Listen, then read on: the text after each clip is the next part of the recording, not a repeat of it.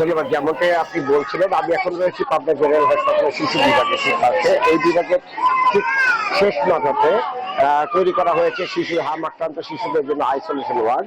Pabna general হাসপাতাল থেকে দেওয়া তথ্য অনুযায়ী আমাকে যে তথ্য দেওয়া হয়েছে, আমি যদি একটু দেখাই, আজকে গত 24 ঘন্টায় এই হাসপাতালে মোট 8 জন নতুন হাম আক্রান্ত শিশু ভর্তি হয়েছেন। এই 8 জনের মধ্যে এর পাশাপাশি এই গত 24 ঘন্টায় এই হাসপাতাল থেকে 4 জন শিশু চিকিৎসা নিয়ে চলে গেছে। হাসপাতালে মোট 27 জন হাম আক্রান্ত রোগী আজকে ভর্তি আছে বলে আমাকে হাসপাতাল সূত্রে নিশ্চিত করেছেন।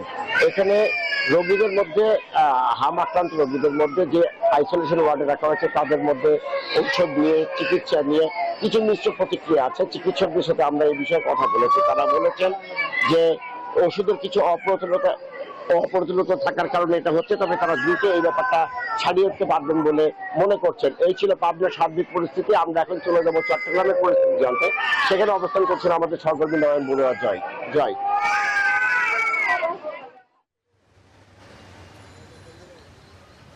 ধন্যবাদ আপনাকে। আপনি যেমনটা পাবনার খবর জানিয়েছেন, তেমনিভাবে চট্টগ্রাম মেডিকেলে আমি এসেছি। চট্টগ্রাম মেডিকেলেও কিন্তু হামের রুগী বাড়ছে। গতকাল একজনের মৃত্যু হয়েছে। চট্টগ্রাম মেডিকেল বিভাগীয় শহরের মধ্যে সবচেয়ে বড় একটি হসপিটাল। এখানে বিভিন্ন জায়গা থেকে, প্রত্যন্ত অঞ্চল থেকে যেহেতু বিনা পয়সায় কিন্তু চিকিৎসা করা হয়, তার কারণে সবাই ছুটে আসে। তবে হামের প্রকোপ আকার ধারণ করেছে, তার কারণে সবচেয়ে বেশি রোগী ভর্তি আছে চট্টগ্রাম মেডিকেল। এই পর্যন্ত 27 জন রোগী ভর্তি রয়েছে। এর মধ্যে গতকাল এক শিশুর মৃত্যু হয়েছে।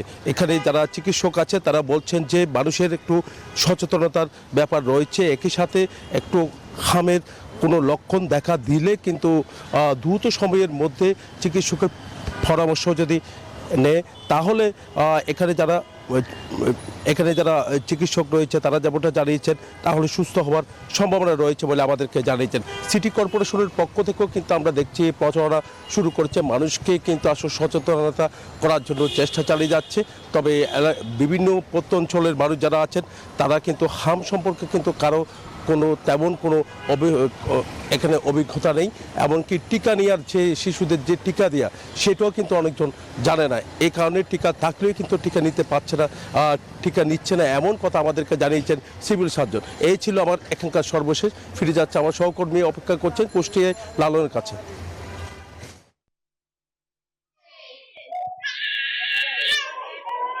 ধন্যবাদ জয়। আপনি চট্টগ্রাম থেকে যেমনটি জানাচ্ছিলেন, আমরা রাজশাহীর পাবনার চিত্র দেখলাম। কুষ্টিয়াতে যদি আমি বলি, কুষ্টিয়াতে হাম আক্রান্ত বা হামের উপসর্গ নিয়ে যে শিশুরা ভর্তি হচ্ছে তাদের সংখ্যাটি কিন্তু আসলে অত্যন্ত মাত্রা অতিরিক্ত।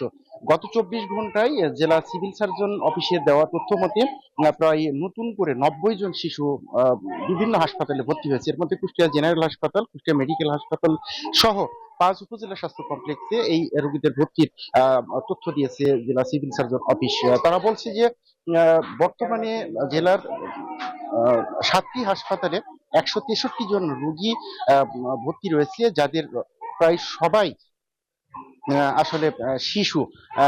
পাশাপাশি আমি বিশেষজ্ঞ চিকিৎসকদের সাথে কথা বলেছি, হাসপাতালে যারা চিকিৎসক রয়েছেন তাদের সাথে কথা বলেছি।